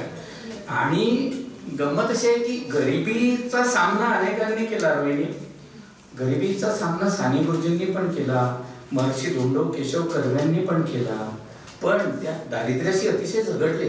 त्यांच्याबद्दल आदरच आहे मनामध्ये. त्यांनी पण दारिद्र्यातून वर येऊन उत्तुंग कार्य केलं. पण निदान त्या समाजामध्ये ज्ञानाला महत्व होतं, विद्येला महत्व होतं. अशी काही मुलं ग्रामीण भागातून, कोकणातून मुंबईत, पुण्यात येत असतील तर माधुकरी मागून ते जगू शकत होते. त्यांना वार लावून शिक्षणाची व्यवस्था त्या समाजामध्ये होती. आणि माधुकरी मागणं हे तिथे लज्जास्पद कधी मानलं गेलं नाही. शिक्षणासाठी बहुजन समाजामध्ये भिक्षा मागणं हे फारच अपमानजनक मानल्यामुळे अशा शिक्षण घेऊ इच्छिणाऱ्या खेड्यापाड्यातल्या मुलांसाठी शहरामध्ये जर एखादा नातेवाईक असेल तरच सोय व्हायची. नाही तर कितीही विद्वान तुम्ही असा, तुम्ही तुमच्या त्या खेड्यातल्या त्या छोट्याशा विश्वामध्ये तुमची बुद्धिमत्ता सगळी विरून जाण्याशिवाय दुसरा काही पर्याय तुमच्याजवळ नव्हता. आणि मला असं वाटतं की हा जो काही त्यांचा प्रवास आहे, शैक्षणिक प्रवास, हा अतिशय प्रतिकूल परिस्थितीतला, अतिशय संघर्षशील, आणि जितका संघर्ष अधिक तितका तो प्रवास आपल्याला प्रेरणा देणारा असतो असं मला वाटतं. संघर्ष करणाऱ्या माणसांचं जीवन प्रेरणादायी असतं. त्या अर्थानं मला भाऊसाहेबांचा हा जो शैक्षणिक प्रवास आहे हा खूपच प्रेरणादायी वाटतो. विशेषतः 125 वर्षापूर्वी काय शिक्षणाची परिस्थिती होती त्या पार्श्वभूमीवर भाऊसाहेबांनी हे सगळं कार्य केलेलं आहे. हा प्रवास सांगून झाला तरी मी आहे साहित्याचा विद्यार्थी. कवितेतून काही सांगितल्याशिवाय मी काही सांगितलं असं मला वाटतच नाही. म्हणून एक माझी खूप आवडती कविता, त्या कवितेमध्ये भाऊसाहेबांच्या एकूण संघर्षाचं प्रतिबिंब मला पडलेलं दिसतं. त्या कवितेतल्या प्रत्येक शब्दाचा, प्रतिमेचा अर्थ लावताना भाऊसाहेबांचा संघर्ष तुम्ही डोळ्यासमोर ठेवा. मला खात्री आहे तुम्हाला त्या कवितेमध्ये भाऊसाहेबांचा संघर्ष दिसेल. मीच माझा एक कल्ली एकटा चालीत गेलो, मीच माझा एक कल्ली एकटा चालीत गेलो, आडवाटेने पिसाटाच्या परी बेहोश झालो, आडवाटेने पिसाटाच्या परी बेहोश झालो. ना कुठे आधार आणिक ना गतीला अंत होता, ना कुठे आधार आणिक ना गतीला अंत होता, फक्त पायीच्या बळाला जागता आवेग होता, फक्त पायीच्या बळाला जागता आवेग होता. नाक्षिती होती कशाची मी मला जाळीत गेलो, नाक्षिती होती कशाची मी मला जाळीत गेलो, अंधुळीच्या लक्तरांची लाज गुंडाळून आलो, अंधुळीच्या लक्तरांची लाज गुंडाळून आलो. मज कळेना चालताना दुःख कैसे फूल झाले, मज कळेना चालताना दुःख कैसे फूल झाले, अनकुणाचे दिव्य आशीर्वाद मज घेऊन आले. अक्षरे चुरगाळीत आम्ही अमृताचे कुंभ प्यालो, अक्षरे चुरगाळीत आम्ही अमृताचे कुंभ प्यालो, अन उद्याच्या जीवनाची सांगता घेऊन आलो, अन उद्याच्या जीवनाची सांगता घेऊन आलो.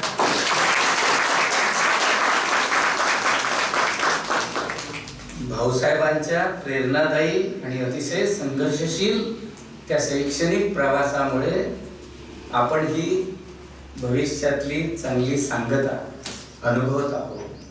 माझ्यासारखा शेतकऱ्याचा मुलगा विद्यापीठात प्राध्यापक होतो, ही गोष्ट इतरांसाठी खूप मोठी नसेल, माझ्यासाठी मोठी आहे. आणि अशा हजारो लोकांना प्रेरित करण्याचं काम ज्या भाऊसाहेबांनी केलं, त्या भाऊसाहेबांना त्यांच्या 125व्या या जयंती वर्षानिमित्त आदरपूर्वक वंदन करतो. तुम्ही इतकं छान ऐकून घेतलं, तुम्हाला धन्यवाद देतो आणि थांबतो.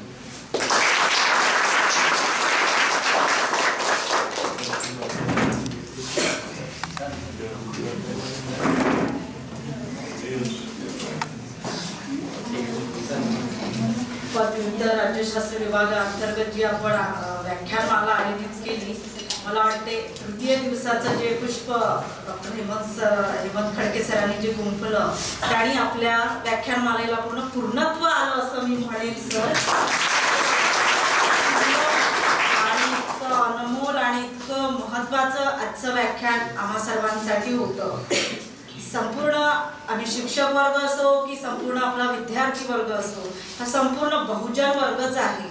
आणि आजचं सरांनी बहुजन वर्गाच्या मानसिकतेवर केलेलं भाष्य आणि बहुजन समाजाची मांडलेली मानसिकतेची मांडलेली वास्तविकता ती तर अतिशय भावून गेली असंच मी म्हणेन. कारण आज समाजातला प्रत्येक व्यक्ती या मानसिकतेतून आपल्याला जाताना दिसतो आणि आपण त्याला ते सहन करताना किंवा बघताना नेहमी दिसतो. तर या सगळ्या गोष्टीवर सरांनी इतका सुंदर प्रकाश टाकलेला आहे की त्याच्यासाठी आम्ही शतशः सरांचे आभारी आहोत. कारण बरेचदा असं ऐकण्यात येत नाही, आपल्याला माहिती असतं पण कोणीतरी आपल्याला त्याची जाणीव करून देत नाही, तर आपण सहज असतो. तर त्यामुळेही आजचं हे सरांचं जे व्याख्यान आहे मला अप्रतिम वाटलं. आमच्या पूर्ण विद्यार्थी वर्गांसाठी ते अप्रतिमच झालेलं आहे. याशिवाय सांगायचं झाल्यास भाऊसाहेबांचा जो संघर्षमय जीवन प्रवास आहे, आपण नेहमी आंबेडकरांचा शैक्षणिक प्रवास म्हणा की संपूर्ण प्रवास हा किती संघर्षमय आहे हे पाहतो, गाडगेबाबांचाही पाहतो. त्याचप्रमाणे भाऊसाहेब सुद्धा एका सदन शेतकरी कुटुंबातले होते, पण त्यावेळची शेतीची जी सिच्युएशन होती ती एवढीशी ठीक नसल्यामुळे त्यांनाही अनेक संघर्षांना सामोरं जावं लागलं. तर त्यांच्यासमोर आपलाही संघर्ष जो आज प्रत्येक विद्यार्थी म्हणा किंवा प्रत्येक जण करतो आहे तो संघर्ष विशेष मोठा नाही, भाऊसाहेबांनी केलं आणि त्याच्यातनं आज ते घडले. तर हा जो त्यांचा संघर्षदायी प्रवास आहे हा आपल्याला नेहमी प्रेरणा देत राहील आणि आपली जी कुठलं स्वप्न, आपल्या ज्या कुठल्या महत्वाकांक्षा आहेत त्या पूर्णत्व करण्यास आपल्याला सहकार्य करतील असंही मी म्हणते. त्यांनी आजच्या व्याख्यानामध्ये सरांनी भाऊसाहेबांचं बहुविध अष्टपैलू व्यक्तिमत्व उलगडलं. त्यातलं त्यांनी भाऊसाहेबांची संवेदनशीलता, समाजाप्रती असलेली आत्मीयता, समाजाच्या विकासाच्या बाबतीतली असलेली दूरदृष्टीता, हे संपूर्ण गोष्टी आजच्या व्याख्यानातून खूप मनाला भावल्या असं मी म्हणेन. आणि पुन्हा एकदा म्हणेन की सरांचं अप्रतिम व्याख्यान आम्हाला पूर्ण भावलं आणि खूप छान झालं. आणि आमच्या संपूर्ण विभागाच्या वतीने त्यांच्या आजच्या व्याख्यानासाठी मी आभार मानते. आणि पुढच्या आभार प्रदर्शनासाठी मी डॉक्टर महेंद्र भगत सरांना आमंत्रित करते.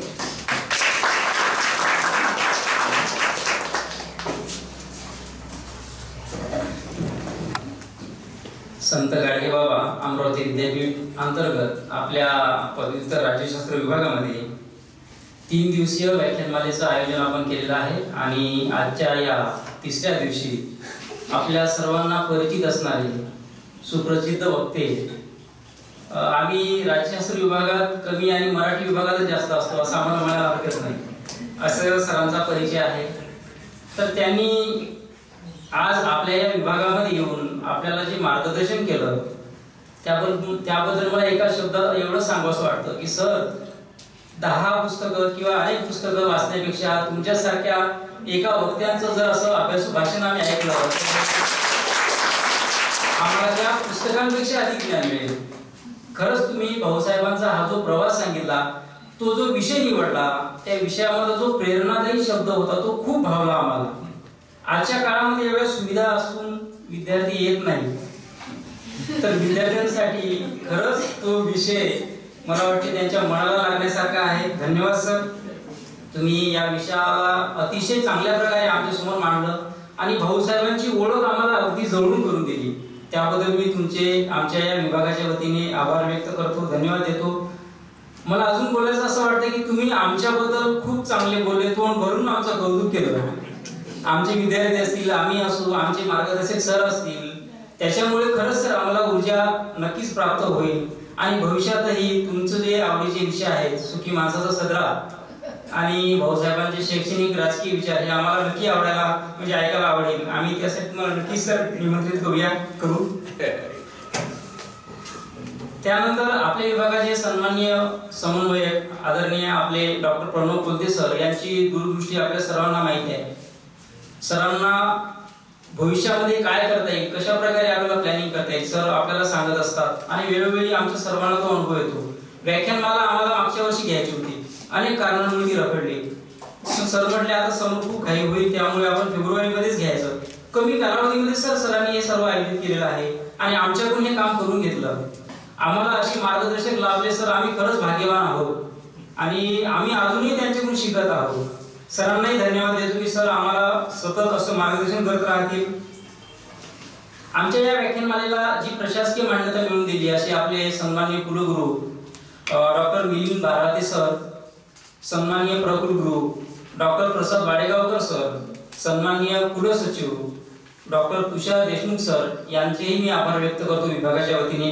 त्याचप्रमाणे वित्त विभागातील अधिकारी आणि कर्मचारी यांनीही अर्थसहाय्य आम्हाला तशी मान्यता दिली, त्यांचेही मी आभार व्यक्त करतो.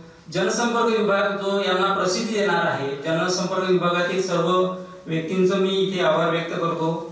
विशेषतः आमचा जो काही हा उत्साह वाढवण्यासाठी इतर विभागातून लोक येत असतात, त्याच्यामध्ये मी विशेष नाव घेईल मराठी विभागातील अभिजित इंगळे सर, सारिका वनवे आणि आज आपल्या शिक्षकांचं मार्गदर्शन विचार ऐकायला आलेले डॉक्टर भगवान फाळके सर, आमच्या इतिहास विभागातील नरेंद्र वानखडे सर, या सर्वांचेही मी आभार व्यक्त करतो. त्याचप्रमाणे जे विद्यार्थी आहेत जे विविध विभागातून आले त्यांचेही मी ऋण व्यक्त करतो. शेवटी आमच्या विभागातील माझे सहकारी प्राध्यापक Rohini Gaidhane, Sapna Ronge madam, Gajanan Dhavli sir, Sheetal Rokade madam, Harshvardhan Rote sir, या सर्वांचेही मी आभार व्यक्त करतो. ज्यांच्यासाठी हा प्रोग्राम आहे असे माझे प्रिय लाडके विद्यार्थी ज्यांनी आमच्या हाकेला प्रतिसाद देऊन इथे ते हजर झाले, त्यांचे जास्त आभार मानतो. खरंच मानतो. माझी विद्यार्थीमध्ये दिनेशचं मला नाव घ्यावं वाटतं. सर्व व्यवस्था हा दिनेश करतो. इथे फ्लेक्स लावण्यापासून, साऊंड सिस्टीम लावण्यापासून, नाश्ता चहा सर्व तो करतो. अजूनही तो आमचा विद्यार्थीच आहे, माझी आम्ही त्याला म्हणणारच नाही. सुंदर अशी रांगोळी काढणारे नौशाद आहे, त्यांच्यासोबत असणारे इतर विद्यार्थी आहेत, विभागाला प्रतिमा देणारा यश धांदे आहे, अजून असे सर्व विद्यार्थी आणि आपल्या या व्याख्यानमालेची रौनक अजून वाढवणारे आपले फोटोग्राफर मनोज भाऊ आणि छायाचित्रण करणारे गौरव भाऊ, त्यांचं टीम, या सर्वांचंही मी या ठिकाणी आभार व्यक्त करतो. या व्याख्यानमालेसाठी, ही व्याख्यानमाला यशस्वी करण्यासाठी खरं तर हा आमचा एक छोटासा प्रयोग होता. अजून खूप काही करायचं आहे. सरांच्या मनामध्ये अजून खूप मोठ्या बाबी आहेत, त्या समोर येतीलच. तर यासाठी ज्या ज्या लोकांनी आम्हाला सहकार्य केलं, ते मग प्रत्यक्षरित्या असू द्या अप्रत्यक्षरित्या असू द्या, त्या सर्वांचंही मी मनपूर्वक धन्यवाद देतो. विभागाच्या वतीने धन्यवाद देतो, सरांच्या वतीने धन्यवाद देतो. आणि आजचा हा व्याख्यानमालेचं जे शेवटचं सत्र होतं, हे एक मिनिट अजून मला थोडं की 2 सत्रामध्ये आपले जे वक्ते होऊन गेले त्यांचं नाव घेणं आवश्यक आहे. 7 तारखेला डॉक्टर प्रतिभा भोरजाल मॅडम, ज्या VME कॉलेजला विभाग प्रमुख आहेत, राज्यशास्त्र विभाग प्रमुख, त्यांनी बौद्ध तत्वज्ञानातील राजकीय विचारावर सुंदर व्याख्यान केलं सर. आणि आपल्या इथली जी लोकशाही आहे, ही लोकशाही उगमस्थान बाहेरच्या देशामधला नाहीये, तो आपल्या देशामधला आहे. आपणच त्याचे उगमस्रोत आहोत. बौद्ध तत्वज्ञानाबद्दल त्यांनी आपलं मत मांडलं. मॅडमची मी या ठिकाणी धन्यवाद व्यक्त करतो. त्यानंतर काल जे व्याख्यान झालं असे डॉक्टर वामन गवई सर यांनी भारतीय संविधानातील डॉक्टर आंबेडकरांच्या राजकीय आणि अर्थशास्त्रीय विचारांची मीमांसा केली, समकालीन मीमांसा केली. अतिशय सुंदर सरांचं सुद्धा व्याख्यान झालेलं आहे. यांचेही मी आभार व्यक्त करतो आणि भविष्यात सर तुमचं मार्गदर्शन आम्हाला लाभेल या अपेक्षेने मी पुन्हा तुमचे धन्यवाद व्यक्त करतो आणि थांबतो.